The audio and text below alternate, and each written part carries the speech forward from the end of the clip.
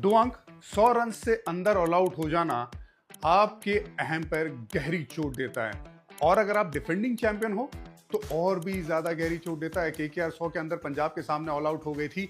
अब यहां पे दोबारा अपने घर में खेलेगी पंजाब के सामने, रिवेंज वाला मुकाबला है। श्रेयस अय्यर पहले इनके कप्तान हुआ करते थे, अब पंजाब के कप्तान है, इनके सामने अभी खेलेंगे। और साथ ही में केकेआर ये चाहेगी कि हम जरूर उस 100 रन से कम में ऑल आउट होने का बदला लेंगे। बहुत कुछ है इस गेम में। कोलकाता के इस पिच पे ना पिछले 5 मुकाबले में सबने जब टॉस जीता है तो फील्डिंग का फैसला किया, लेकिन 4 बार बैटिंग फर्स्ट टीम जीती है। तो पिच के बारे में ये मेरा ख्याल है कि भाई बैटिंग पहली करना बुरी बात है नहीं, और औसतन स्कोर यहाँ पे 194 का है। इसका मतलब हाई स्कोरिंग मुकाबला ये रहता है, मजा आने वाला है, क्योंकि बल्लेबाज क्या फॉर्म में वापस करेंगे। कोलकाता के 6 मैचेस बचे हुए हैं, उन्हें कम से कम 5 मैचेस जीतने हैं, तभी जाके वो 16 अंक पे पहुंच सकेंगे। अभी जहां पे वो खड़ी है लोअर हाफ में खड़ी हुई है डिफेंडिंग चैंपियन, वहीं पे पंजाब 10 अंकों के साथ कंपैरेटिवली मजबूत स्थिति में, और अगर 3 मैचेस जीत गए तो 16 अंक पे पहुंच जाएगी। तो उनके लिए भी ये जीत उतनी ही इंपॉर्टेंट है। पहले पंजाब की बात करते हैं, उनके कप्तान की बात करते हैं। जिस तरह से पिछले मैच में श्रेयस अय्यर ने कप्तानी की थी केकेआर के सामने, वो गेम चलाया था, आसान तो नहीं ना। आप लगभग 100 रन पे आप ऑल आउट हो जाते हो पहली बैटिंग करके, आपको लगता है कि टीम तो गई, मैच तो गए हो, हाँ, उसके बाद फिर आप लड़ते, बतौर गेंदबाजी यूनिट आप हिम्मत नहीं हारते, आप अपनी टीम में एक ऊर्जा लेके आते हैं।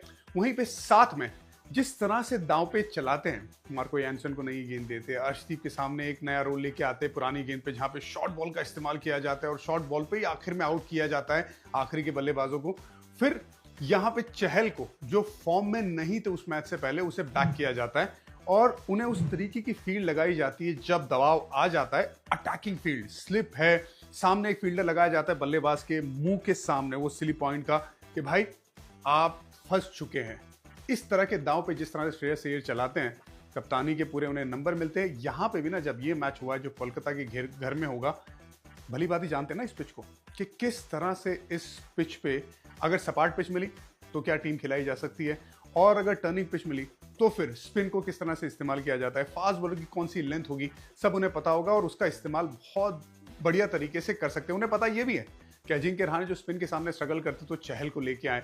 ये सारे दाव पेच इस मैच में भी चलना श्रेयस अय्यर के लिए बड़ा जरूरी होगा। लेकिन श्रेयस अय्यर तो बैटर के बारे में भी बात करते हैं ना। श्रेयस अय्यर अच्छी पारियां खेले, अगर उनके आंकड़ों पे नजर डालेंगे ना, रन बनाए लगभग 300 के करीब जा रहे हैं, लेकिन पिछले 6 में से 5 इनिंग में रन नहीं आए। आप देखेंगे पिछले 6 में से सिर्फ एक ही इनिंग में रन आए, उसके अलावा रन नहीं आए। वो वहां पे ना ऐसा लग रहा है कि मैं पैटर्न ढूंढने की कोशिश कर रहा हूं, लेकिन कोई पैटर्न ऐसी नहीं मिल रही है। एक शॉर्ट बॉल पे वो थर्ड मैन पे आउट हुए, दूसरे दोबारा शॉर्ट बॉल पे आउट हुए ऑफ स्टंप के बाहर, एक बार मिड ऑफ में रोमारियो शेफर्ड के सामने आउट हो गए। तो कोई ऐसा पर्टिकुलर पैटर्न है नहीं। तो ऐसे खिलाड़ी जो एक तरीके से लगातार आउट नहीं हो रहे, बड़े शॉट लगाने जा रहे हैं, तो उनका फॉर्म में वापस आना, रन बनाना मुझे नहीं लगता मुश्किल काम होता है। तो पंजाब के फैंस को, श्रेयस अय्यर के फैंस को ये उम्मीद होगी कि उनकी बल्लेबाजी ना जल्दी फॉर्म में आए, क्योंकि अगर इनकी बल्लेबाजी फॉर्म में नहीं आई, स्ट्रगल करेगी पंजाब, क्योंकि बाकी बल्लेबाजों के पास मिडिल ओवर्स में रन बनाने की, स्पिन के सामने खास करके, इतनी काबिलियत नहीं। देखिए, मिडिल ऑर्डर की जो समस्या है पंजाब की, ये इतनी ज्यादा सामने आई नहीं है, लेकिन है प्रॉब्लम। मैक्सवेल खेल रहे थे, उनको ड्रॉप किया गया, स्टॉइनिस को फिर बाहर भेज के वापस बुलाया गया। अभी यहाँ पे ना इंग्लिश को लेके आए हैं, नंबर 4 पे वो बल्लेबाजी किए। वो स्पिनर को जिस तरह से आउट हुए थे शिवास के सामने, ऐसा लगा कि वो पूरी तरह से कंट्रोल में थे नहीं। तो इसी वजह से मैं कह रहा था श्रेयस अय्यर की बल्लेबाजी चलना बड़ा जरूरी है। शशांक का औसत 53 का है, लेकिन पिछले कुछ मैचेस में अगर देखें स्ट्राइक रेट तो 128 का है। तो जहां पे वो बैटिंग कर रहे हैं 128 का स्ट्राइक रेट नहीं चलेगा। गुजरात के सामने अच्छी पारी खेले थे, बहुत इंपॉर्टेंट, वो तेज गति से पारी आई थी, लेकिन उसके बाद अगर देखेंगे तो स्लो डाउन हुआ है। इसी वजह से बाकी बल्लेबाजों को ना थोड़ा बेहतर करना पड़ेगा। क्या स्टॉइनिस के बारे में, उनकी बैटिंग ऑर्डर के बारे में सोच सकती है पंजाब? क्या उन्हें ऊपर लेके आ सकती है? क्योंकि नीचे स्पिन के सामने अगर सीधा खेलते हैं ना स्टॉइनिस, मुझे नहीं लगता इतने कॉन्फिडेंस रहेंगे। और यहाँ पे तो आपको सुनील नारायण, वरुण चक्रवर्ती का चैलेंज देखने को मिलेगा। तो इसी वजह से क्या उनको ऊपर लाया जा सकता है? और जब मैं जॉस इंग्लिश को बैटिंग करते हुए देखता हूँ ना, मुझे लगता है कि अगर वो फास्ट बॉलर उनके सामने यॉर्कर्स वगैरह डालेंगे ना, तो वो लैप, रिवर्स लैप का इस्तेमाल करके ना बहुत अच्छा गेम चला सकते हैं फास्ट बॉलर के सामने। स्पिनर के सामने क्या वो गेम बना सकते हैं? मुझे शुभ है, हो सकता है मैं गलत हूं, लेकिन मुझे ऐसा लग रहा है कि स्टॉइनिस के ऊपर जाना चाहिए अगर वो खेल रहे हैं। मैक्सवेल के बारे में भी सोच सकते हैं कि भाई दोबारा क्या उन्हें लेके आए, क्योंकि वो गेंदबाजी भी कर लेंगे, स्टॉइनिस एक इनिंग के अलावा वैसे कुछ ज्यादा मिला नहीं है। अगर वो नीचे बल्लेबाजी करते, ऊपर बल्लेबाजी करते तो अलग बात है। बहुत सारे दांव पेच है जो उन्हें बेहतर करना होगा। नेहल वडेरा, देखिए इसीलिए मैं मानता हूं कि नेहल वडेरा की जिम्मेदारी बढ़ जाएगी। लेफ्ट हैंड बल्लेबाज है, 2-3 इनिंग बहुत अच्छे खेले, आरसीबी के सामने तो मैच जिताया था, स्पिन को भी अटैक किया था। और यहीं पे ना मैं जानता हूं लेफ्ट हैंड बल्लेबाज है, सुनील नारायण और वरुण चक्रवर्ती के सामने चैलेंज अलग रहेगा, लेकिन उनकी जिम्मेदारी रहेगी अगर श्रेयस अय्यर जल्दी आउट हो गए तो फिर उनका काम रहेगा कि गेम को चलाए स्पिन के सामने। तो ये इंपॉर्टेंट फैक्टर रहेगा पंजाब के लिए। पंजाब की बॉलिंग यूनिट, देखिए एक पुख्ता बॉलिंग यूनिट है, खास करके 3 गेंदबाजों पे पूरा निर्भर रहती है, अर्शदीप सिंह, मार्को यानसन और यूजी चहल। अगर सामने वाली टीम को ना 2 बार आप 100 के अंदर ऑल आउट कर देते हो, मतलब बॉलिंग यूनिट तो पुख्ता है ना।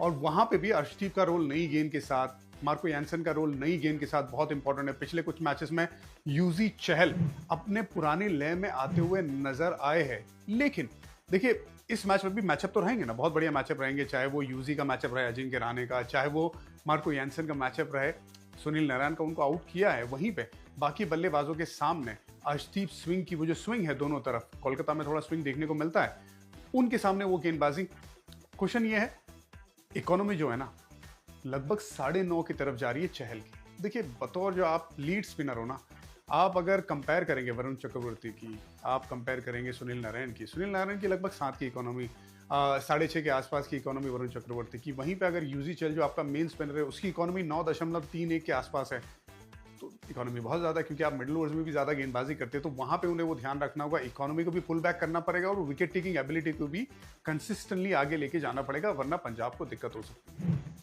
प्लेइंग 12 पे नजर डालते हैं, प्रभ सिमरन सिंह, प्रियांश आर्या। देखिए इनके सामने ना वैभव अरोड़ा का चैलेंज रहेगा, इन स्विंग डालेंगे प्रभ सिमरन सिंह के सामने, वो एक अच्छा मैचअप है। और साथ ही में स्टंप से गेंद को बाहर लेके जाना प्रियांश आर्या के सामने ये वैभव अरोड़ा कर सकते हैं। नंबर 3 पे श्रेयस अय्यर आते हैं। अब प्रॉब्लम है ना उसके बाद आती है जॉस इंग्लिश, नेहल वडेरा, मार्कस स्टोइनिस। अब यहाँ पे ना क्या नेहल वडेरा थोड़ा ऊपर जाए या फिर मार्कस स्टोइनिस अगर खेल रहे तो वो ऊपर जाए और जॉस इंग्लिश नीचे बल्लेबाजी करे।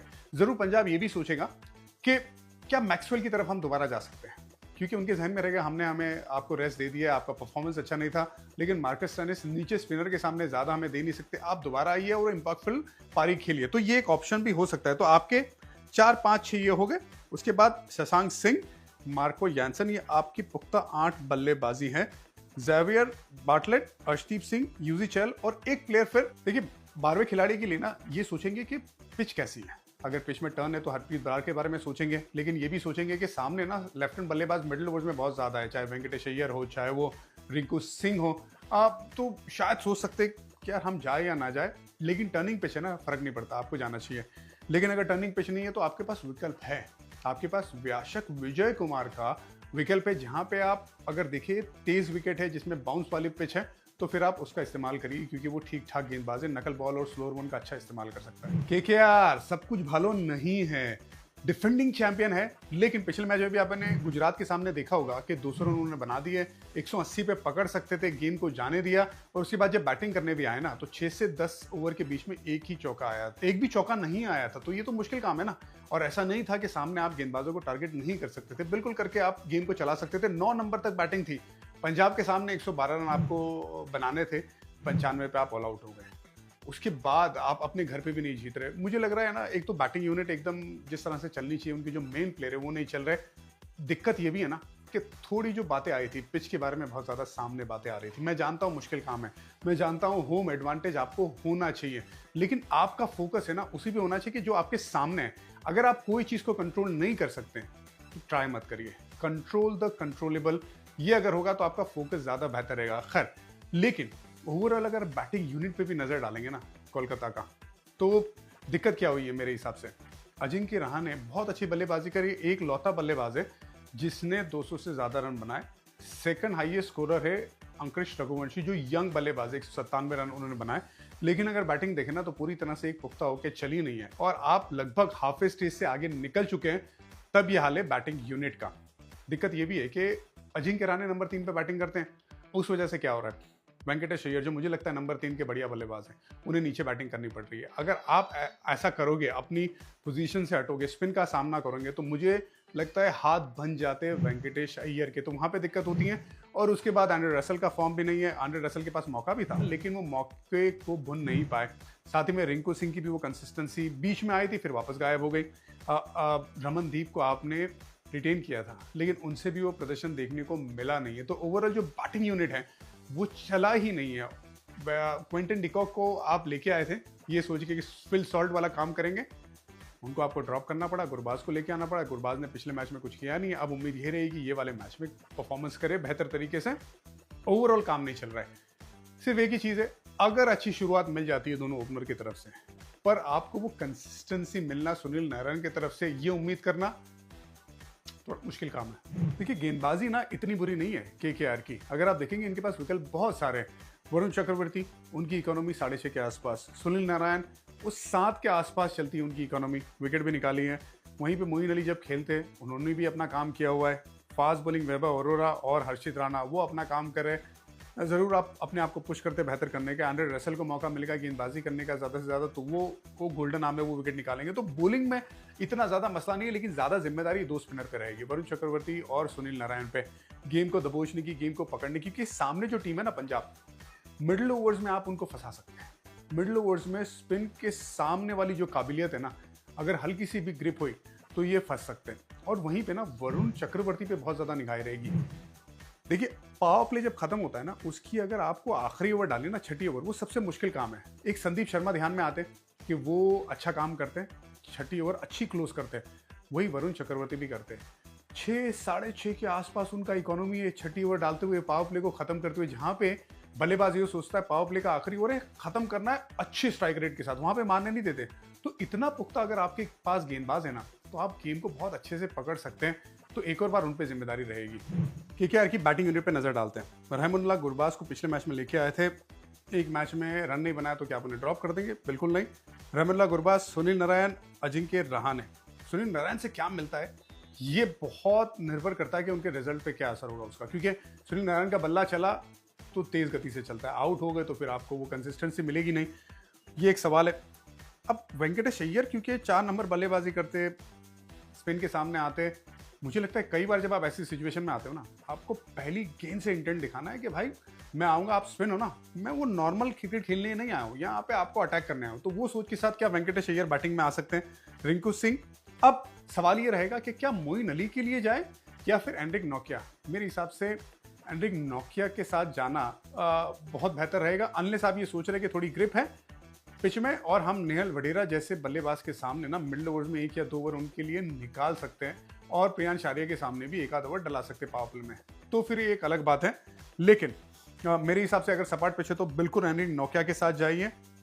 एंड्रे रसल, इनका बल्ला चलना बड़ा जरूरी है। रमनदीप सिंह, ये बैटिंग आप देखें ना बहुत लंबी है, ठीक ठाक बैटिंग है। हर्षित राणा, वैभव अरोरा, वरुण चक्रवर्ती और अंकुश रघुवंशी।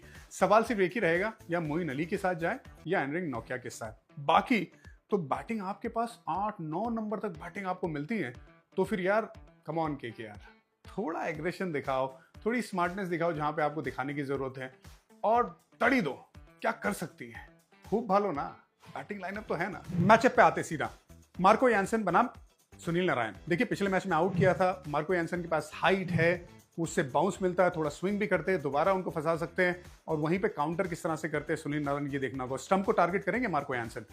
दूसरा, यूजी चहल बनाम एंड्रे रसल, ब्लॉकबस्टर है बॉस। पिछले मैच में हमने देखा था कि राशिद खान ने बड़ा तंग किया था एंड्रे रसल को, हल्की सी ग्रिप हो रही थी, बिल्कुल झेप नहीं रहे थे, समझ में नहीं आ रहा था उन्हें। क्या चहल गुगली का इस्तेमाल जो अभी ज्यादा नहीं कर रहे, क्या वो कर सकते हैं? क्या फ्लिपर का इस्तेमाल कर सकते हैं? स्टंप से गेंद को बाहर अच्छी तरह से लेके जा सकते हैं? ये दांवपेच देखने होंगे।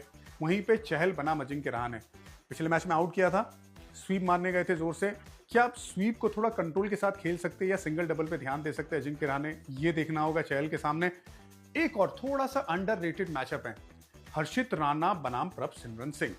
देखिए कैसा रहा है मैचअप, 12 गेंदों में 25 रन बनाए प्रभसिमरन सिंह ने, 2 बार आउट हुए हैं, मतलब 60 डॉट बॉल भी है उसमें, छक्के भी मारे और आउट भी हुए हैं, मतलब या तो तू नहीं या तो मैं नहीं, उस तरीके का ये मैचअप है। अब ये कौन लड़ाई जीतता है ये देखना है, स्लोअर वन से थोड़ा ध्यान रखना होगा प्रभसिमरन सिंह को। तो ये 4 मैचअप है, इसके अलावा भी बहुत सारे दांव पेच है।